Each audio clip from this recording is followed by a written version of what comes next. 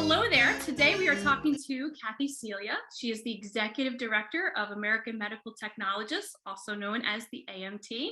And she is here with us today to discuss the credentialing of healthcare professionals. Kathy, thank you so much for joining us. I really appreciate you spending your time here with us today. Why don't you start by telling us a little bit about yourself and your background? Thanks, Shauna, and thanks for having me. As you said, I'm Kathy Cilia, and I am the Executive Director for AMT.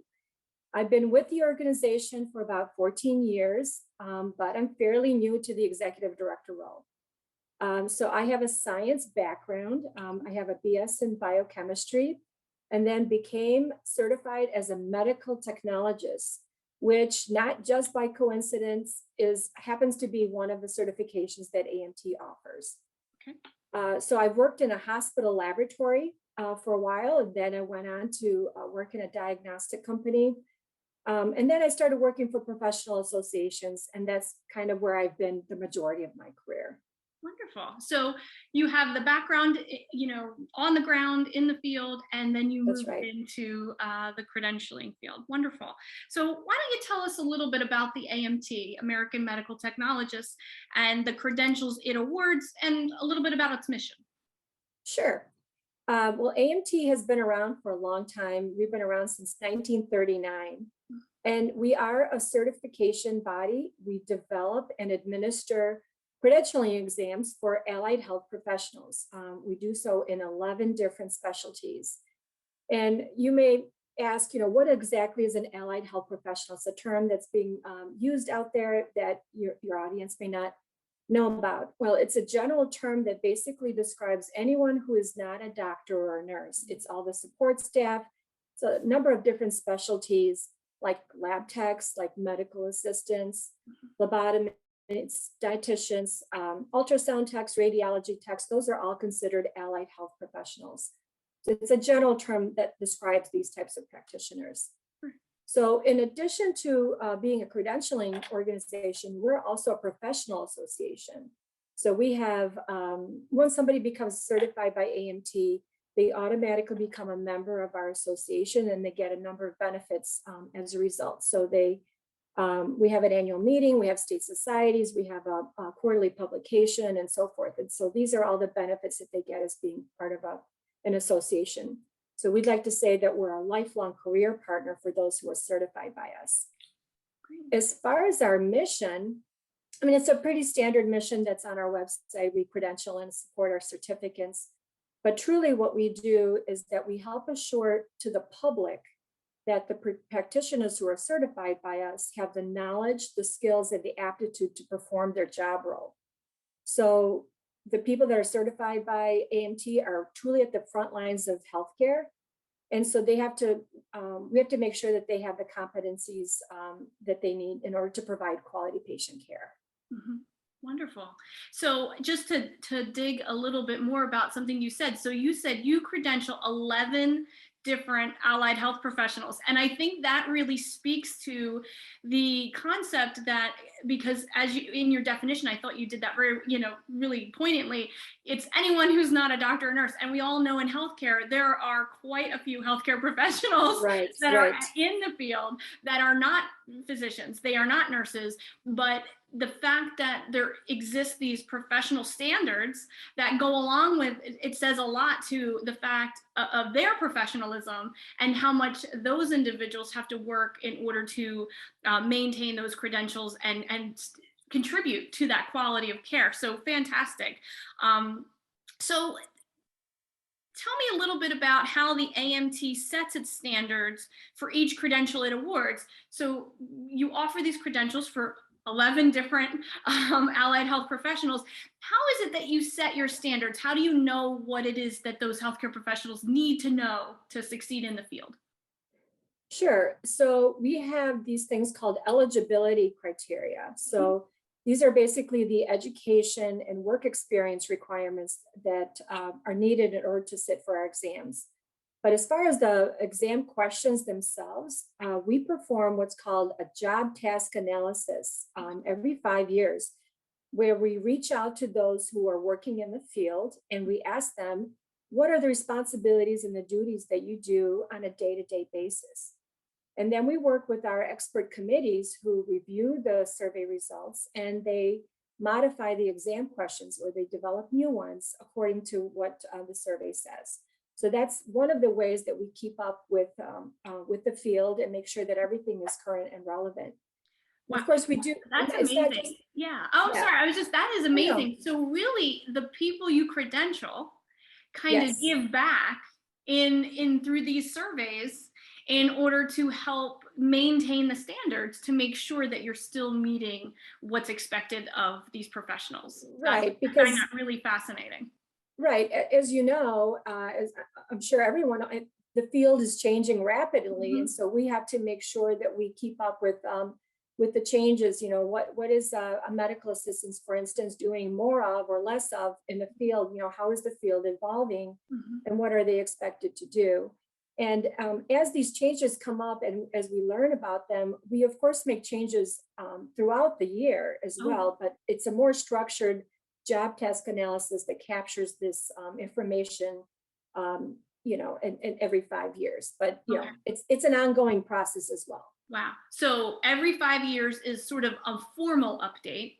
Yes, And then, but as in between those 5 years, there is still some sort of, smaller nuance changes that might take place. exactly, Wonderful. exactly. Okay.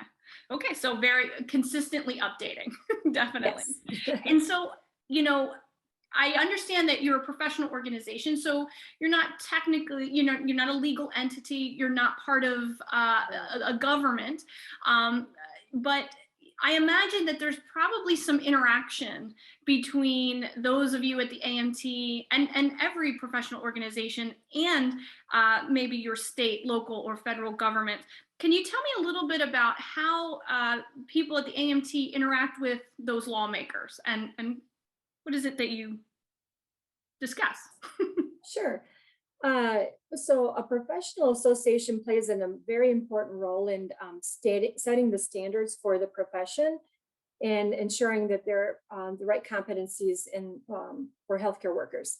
So many state and federal regulatory bodies, for instance, look to AMT and other professional associations to provide assessments that are in lieu of, or they take the place of, exams that may be done at the state level. Mhm. So just to give you some examples, in the laboratory field, there are 12 licensure states. So in those states, they require specific standards, that standards be met.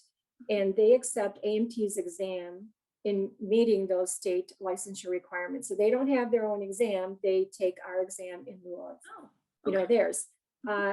For medical assisting specifically, the state of Washington is a licensure state, and again, they approve AMT for state licensure. So that's one way that we interact with state societies or state regulatory bodies, and we do so at the federal level as well. As far as some of our other interactions, we work very closely with other professional associations. Mhm. We advocate, we lobby. That's one of the things that we do. And then, of course, I'm I'm sorry. sorry. Can you tell us a little bit about lobbying? That is basically when you contact state or federal legislatures, right? That's And right. and tell me a little bit about some of the things that you do in lobbying. Sure. So, for instance, there might be some rules or regulations that are being proposed to change how, you know, scope of practice for Okay. who can. A good example is who can do injections or vaccines. That's a very timely topic. Yes. There are some states that you know, allow medical assistants, for instance, a lot of states, most states that allow medical assistants to do vaccines, and there's one state that does not. And so we lobby with the state Mhm. to make them aware that medical assistants are perfectly trained to do that, and they do so in 49 other states.